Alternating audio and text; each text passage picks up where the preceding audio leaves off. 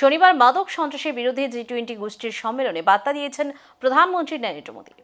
ফেন্টানিলের প্রসঙ্গ তুলেছেন তিনি। দক্ষিণ আফ্রিকার প্রেসিডেন্ট সিরিল রামাফোসার সাম্প্রতিক কাজকর্মে অসন্তুষ্ট হয়ে এবারের সম্মেলনে থাকছেন না মার্কিন প্রেসিডেন্ট ডোনাল্ড ট্রাম্প।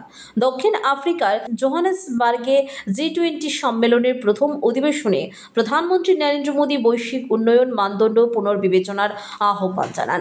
তিনি বলেন, প্রচলিত উন্নয়ন মডেল বহু জনগোষ্ঠীকে বঞ্চিত করেছে এবং প্রকৃতির উপর অতিরিক্ত চাপ সৃষ্টি করেছে। আফ্রিকার ক্ষেত্রে যার প্রভাব আরও তীব্র।